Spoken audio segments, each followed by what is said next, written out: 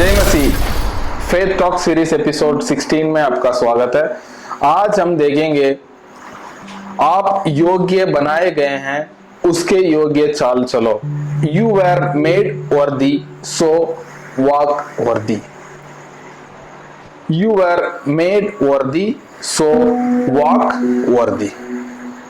एफिसियों अध्याय 1 से लेकर 3 तक हमने अध्ययन किया है कि हमारे धन जो मसीह में है, आवर रिचेस इन क्राइस्ट, अध्याय 1 से 3 तक। और अभी ये दूसरा हमारे पार्ट जो है आवर वॉक इन क्राइस्ट, मसीह में हमारा चलना, वो जो है अध्याय 4 से लेकर 6 तक। हम पिछले 12 एपिसोड में हमने देखा था कि हमारे धन मसीह में क्या है, लेकिन आने वाले बाकी एपिसोड्स में हम देखेंगे कि एफिसियों अध्याय 4 से लेकर 6 तक मसीह में हमारा चलना कैसे है। आइए हम शुरू करते हैं।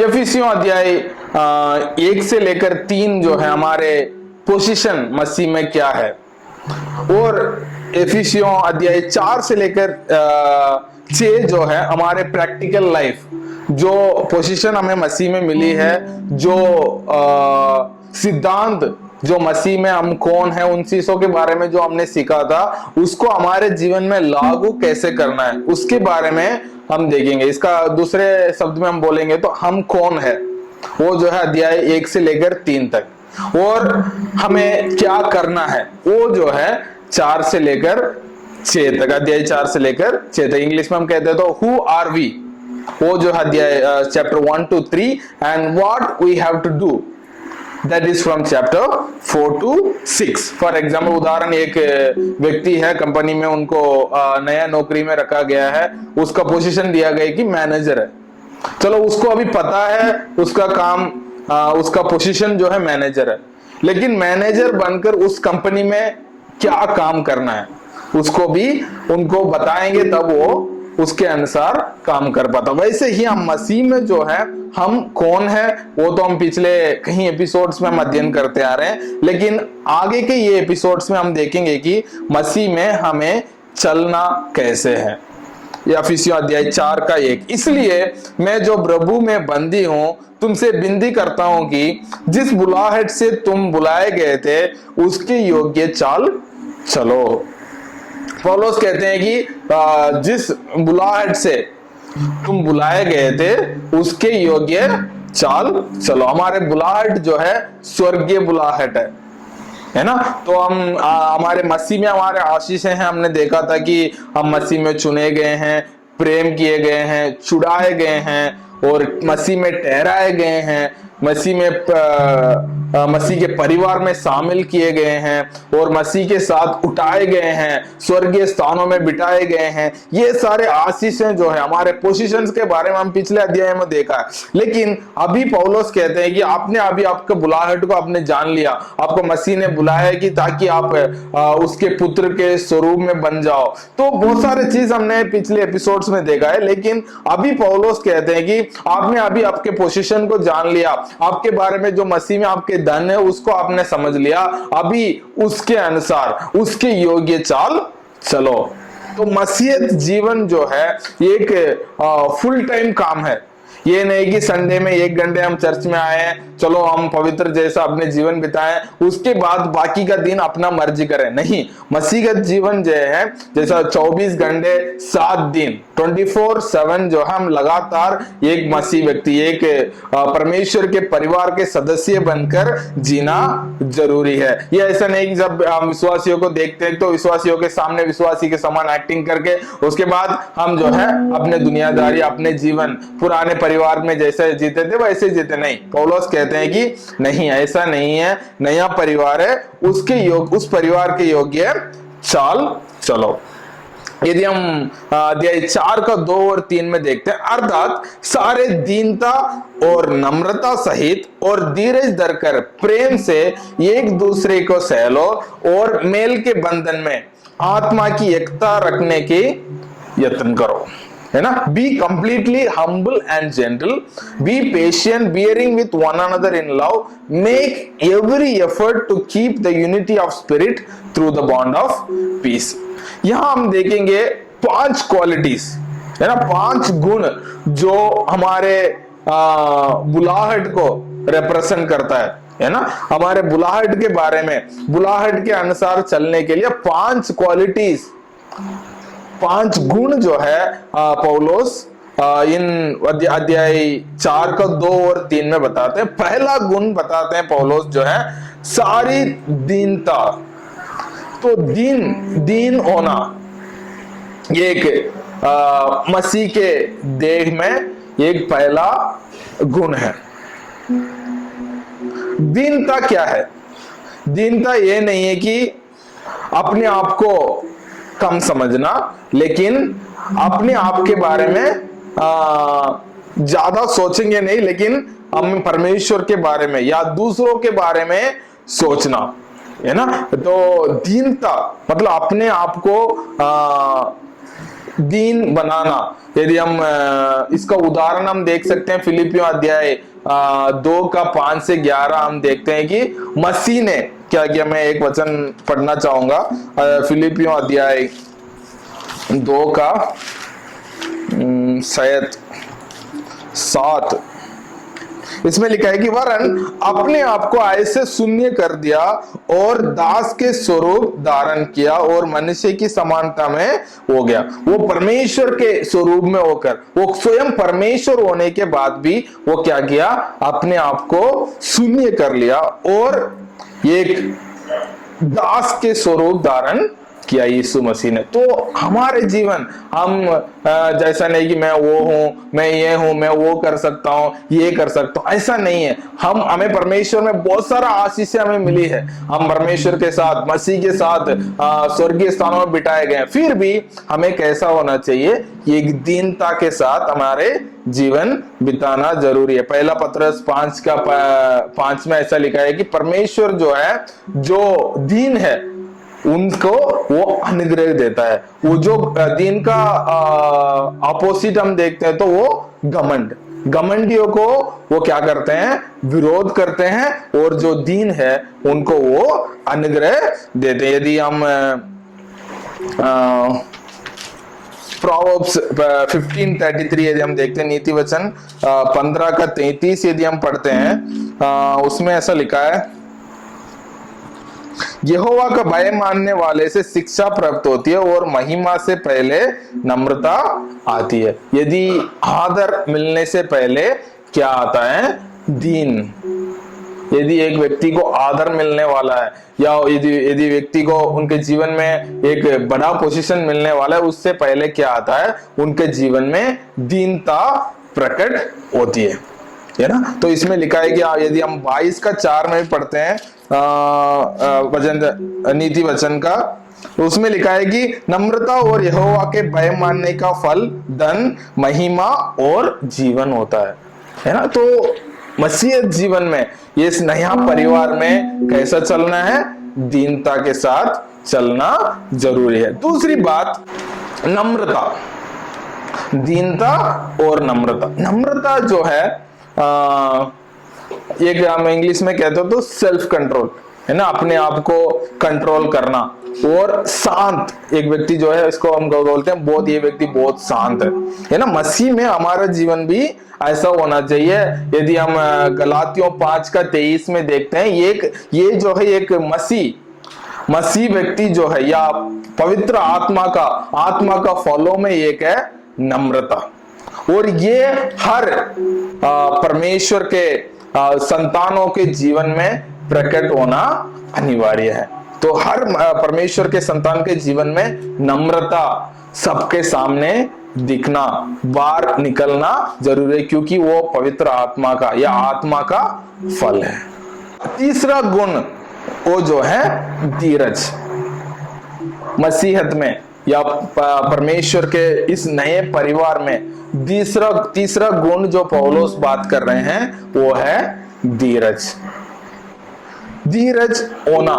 कई बार हम मसीह हमारे जीवन में मतलब किसी चीज के लिए इंतजार करना या परमेश्वर के लिए समय के लिए इंतजार करना बहुत मुश्किल हो जाता है। लेकिन वचन कहते हैं कि इस नया परिवार में धीरज रखना बहुत जरूरी है। अब्राहम जो है कितने साल उनको इन्होंने वेट किया। यदि हम इब्रानियों 6 का 15 हम पढ़ते हैं, इब्रानियों अध्याय 6 का 15 में ऐसा लिखा है, और इस रीति से उसने धीरज धरकर प्रतिज्ञा की हुई बातों की प्राप्त किया, है ना।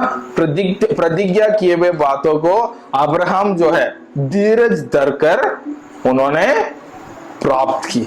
तो परमेश्वर ने जैसा उनके संतान का प्रतिज्ञा दी थी, तुरंत नहीं हुआ, अब्राहम को कई साल इंतजार करना पड़ा। लेकिन परमेश्वर के वायदाएं, प्रतिज्ञाएं हमारे जीवन में जरूर पूरा हो। कई बार हमें लगता है कि परमेश्वर हमारे जीवन में जो वायदाएं हमारे जीवन में किया है वो पूरा नहीं हो रहा है। कई बार हमें लगता है कि परमेश्वर हमारा साथ है, हम महसूस नहीं कर पाते हैं। लेकिन वचन कहती है कि उनके प्रतिज्ञाएं जरूर हमारे जीवन में पूरा होंगे, लेकिन हमें धीरज धरकर इंतजार करना होगा।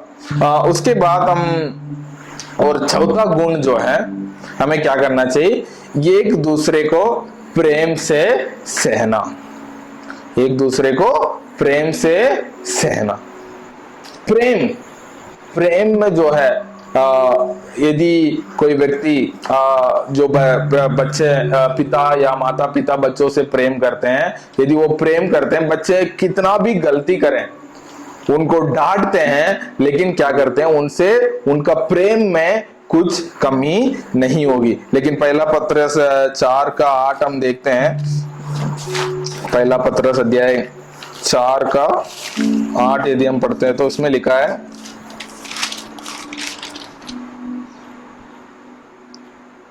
सबसे श्रेष्ठ बात यह है कि एक दूसरे से अधिक प्रेम रखो, क्योंकि प्रेम अनेक पापों को टाप देता है।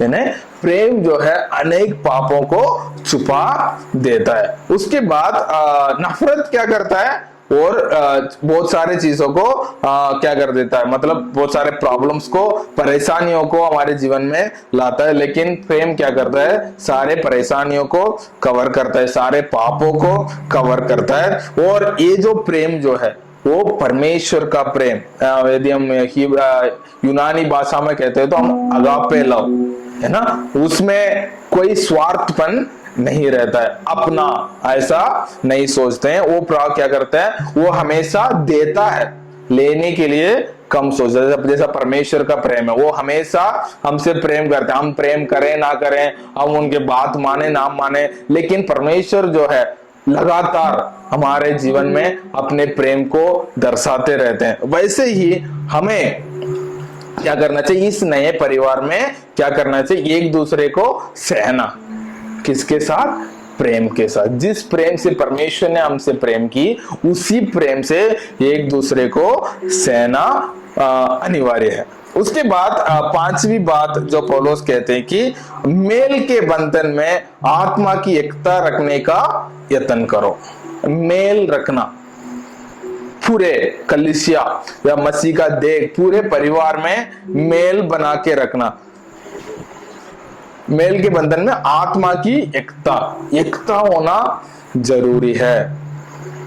ये जो है पवित्र आत्मा जो क्या करता है, हमें एक मसीह के देह में हमें एकता बनाता है। मतलब ये हमारे अंदर हम सब जो है एक शरीर का बहुत अंग है, एक शरीर में बहुत अंग है, लेकिन हम उस शरीर में, एक ही शरीर जो मसीह का देह में हम क्या है, बहुत सारे अंग। पहला कुरिन्थियों 12 का 13 और 14 यदि हम पढ़ते हैं, पहला कुरिन्थियों अध्याय 12 उसका 13 और 14 मैं आपके लिए पढ़ता हूं। उसमें लिखा है, क्योंकि हम सब ने, क्या यहूदी हो या क्या यूनानी, क्या दास हो क्या स्वतंत्र, एक ही आत्मा के द्वारा एक ही देह होने के लिए बपतिस्मा लिया, और हम सबको एक ही आत्मा पिलाया गया। हम सब क्या है, एक ही देह का अंग है। एक ही देह का अंग है। भले हम यूनानी थे या इब्रानी थे या क्या दास थे या हम दास नहीं थे, हम सबको एक ही शरीर में जोड़ाया गया है। किसके द्वारा? आत्मा के द्वारा। उसमें एकता बना के रखना क्या है? उस नया हर अंग का कर्तव्य है। तो आज हमने 5 बातें देखी है। पहला जो है दीनता, उसके बाद नम्रता, उसके बाद धीरज, उसके बाद एक दूसरे को सहना, किसके साथ? प्रेम के साथ। उसके बाद मेल के बंधन में आत्मा की एकता रखने का यत्न करना है, कोशिश करते रहना है। मतलब जितना कोशिश कर सके मेल बना के रखे, एकता बना के रखे, मसीह का देह में एकता बना के रखने की जो नया परिवार के सदस्य हमेशा कोशिश करते रहेगा। उसके बाद पौलुस अध्याय 4 का 4 से 6 से कहते हैं, एक ही देह है और एक ही आत्मा, जिसे तुम जो बुलाए गए थे, अपने बुलाए जाने से एक ही आशा है, एक ही प्रभु है, एक ही विश्वास है, एक ही बपतिस्मा है और सबका एक ही परमेश्वर और पिता है, जो सबके ऊपर, सबके मध्य में और सब में है। तो इसमें पौलुस जो है 7 बातें, 7 एकता की बातें कहते हैं। तो हम जो है मसीह का देह का एक अंग है और हमें एकता होना जरूरी है। तो पौलुस एक्सप्लेन करते हैं क्यों एकता होना जरूरी है। वो कहते हैं कि हम सब एक ही देह है। क्या है? कुछ उदाहरण वो दे रहे हैं कि हम सब एक ही देह है, इसलिए एकता होना जरूरी है। पौलुस हम एफिसियों में हम 1:23 में भी उन्होंने बताया कि हम एक ही देह का अंग है। तो एक अंग दूसरा अंग के विरोध में कार्य नहीं कर सकता, है ना। हाथ जो है वो नहीं कर सकता है कि मैं काम नहीं करूंगा, पैर ये नहीं सकता है कि मैं काम नहीं करूंगा, ऐसा नहीं कह सकता। इसके बारे में हम एफिसियों अध्याय 4 का 15 के आगे हम देखेंगे। इसमें जो है कोई यहूदी नहीं है, कोई यूनानी नहीं है, कोई अन्य जाति नहीं है, कोई स्त्री नहीं है, कोई पुरुष नहीं है, सब लोग मसीह का देह में एक है। हम एक देह का अंग है, इसलिए एकता को बना के रखना जरूरी है। उसके बाद पौलुस कहते हैं कि एक ही आत्मा है। हम सबको एक शरीर में बना के रखने वाला क्या है? एक ही आत्मा, वो है पवित्र आत्मा। वचन में लिखा है कि क्या तुम नहीं जानते, 1 कोरिन्थियों 3:16 में लिखा है, क्या तुम नहीं जानते तुम पवित्र आत्मा का मंदिर है। तो पवित्र आत्मा, परमेश्वर की आत्मा तुम में वास करता है। वो आत्मा इस शरीर के हर अंग पे, हर व्यक्ति पे वो वास करता है। वो हम सबको एकता में रहने के लिए वो हमें हेल्प करता है, मदद करता है। तो हम एक ही शरीर के एक ही आत्मा है। पहले हमने पढ़ा था कि हम एक ही शरीर के अंग है, दूसरा जो है एक ही आत्मा है। उसके बाद एक ही आशा है। हमारा आशा क्या है? एक ही है। वो क्या है? पुनरुत्थान। हम क्या करेंगे? मसीह के समान बन जाएंगे। मसीह के समान बनना, दिन प्रतिदिन मसीह के समानता में बनते जाना, वो है हमारा आशा है। मसीह जैसा है वैसा हम भी एक दिन बनेंगे। हमारे शरीर भी जैसा मसीह के समान, हमारे शरीर में भी हम बदल जाएंगे। वो है हमारा एक ही आशा। उसके बाद वो कहते हैं कि एक ही प्रभु है। हम सबका एक ही प्रभु है, वो प्रभु यीशु मसीह है। यदि हम पढ़ते हैं प्रेरितों का काम 4:12, किसी दूसरे के द्वारा उद्धार नहीं, क्योंकि स्वर्ग के नीचे और मनुष्य में और कोई दूसरा नाम नहीं दिया गया जिसके द्वारा हम उद्धार पा सके। तो हमारा प्रभु कौन है? एक ही है, वो प्रभु यीशु मसीह है। उसके बाद पौलुस कहते हैं हमारा एक ही विश्वास है। क्या? जिस विश्वास से हम उद्धार पाए। प्रभु यीशु मसीह पर जो विश्वास करते हैं, जो कोई उस पर विश्वास करेगा वो नाश ना होगा परंतु अनंत जीवन पाएगा। सो हम सबको एक ही विश्वास है, हमारा डिनोमिनेशन क्यों दूसरा ना हो, हमारे कलीसिया क्यों दूसरा ना हो, लेकिन हम सबका विश्वास एक ही है, किस पर? प्रभु यीशु मसीह पर। उसके बाद पौलुस कहते हैं कि हमारा एक ही बपतिस्मा है।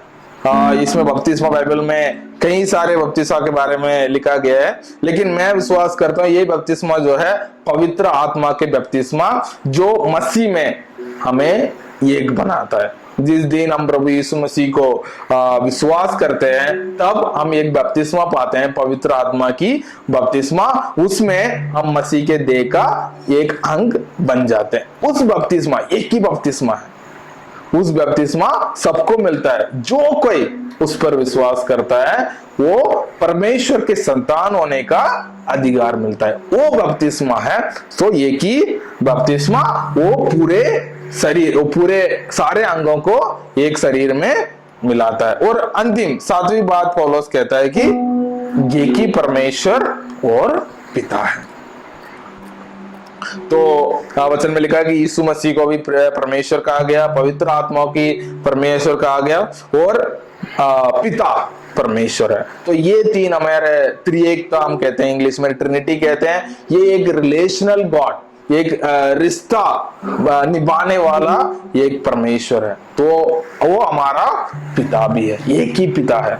और शरीर में हमारे परिवार में जितना भी सदस्य हैं, हम सबका एक ही पिता है। इसलिए हमारे उस मसीह का देह में एकता बना के रखना, उसमें कोई भेदभाव, कोई डिफरेंसेस नहीं होना चाहिए।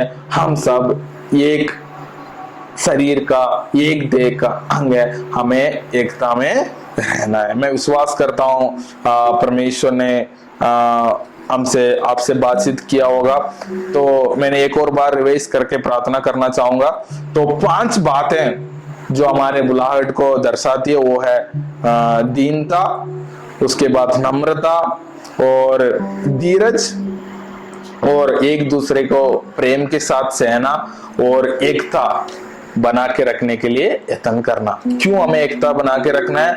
उसके लिए 7 बातें पौलुस ने कहा है कि हम एक देह का अंग है, और हमारा एक ही आत्मा है, और उसके बाद हमारा एक ही आशा है, उसके बाद एक ही प्रभु है, और एक ही विश्वास है, और एक ही बपतिस्मा, और हमारा परमेश्वर और पिता एक ही है। तो इसलिए है हम भले कितना किसी भी डिनोमिनेशन का हो, किसी भी रंग का हो, किसी भी लिंग हो, हमें कोई भेदभाव नहीं है। हम सब मसीह में एक है, और एकता बना के रखना हमारा कर्तव्य है। नया परिवार का कर्तव्य जो है, नया परिवार के सदस्य का कर्तव्य, और जो नया बुलाहट में ऐसे ही चलना परमेश्वर हमसे आशा करते हैं। तो आए मैं प्रार्थना करूंगा, और हम प्रार्थना करें परमेश्वर आने वाले समय में ऐसे ही इस नया परिवार के चाल चलन के अनुसार, क्योंकि परमेश्वर ने हमें योग्य बनाए,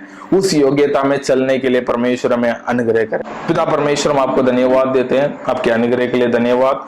पिता परमेश्वर, जिस महान स्वर्गीय बुलावट के द्वारा आपने हमें बुलाया प्रभु जी, आपने, हम योग्य नहीं थे, हम आपसे बहुत दूर थे, लेकिन आपने हमें योग्य बनाया और पिता के पास नजदीक लाया। इसलिए धन्यवाद देते हैं। और इस बुलाहट के अनुसार हमें उसके योग्य चाल चलने के लिए आप हमें अनुग्रह करना प्रभु जी। और जितने जो भी बातें हमने सीखी हैं पिता परमेश्वर, इन गुण के साथ आप में आगे बढ़ने के लिए अनुग्रह करना। जितने लोग इस वचन को सुन रहे हैं प्रभु जी, और इस मसीह का, हम सब मसीह का देह का अंग है पिता परमेश्वर, हम एकता के साथ आगे बढ़ने के लिए हमें अनुग्रह करना। सारे आदर महिमा आपके देते हुए प्रार्थना मांगते हैं यीशु मसीह के नाम से, आमीन। जय मसीह। परमेश्वर आप सबको आशीष दे।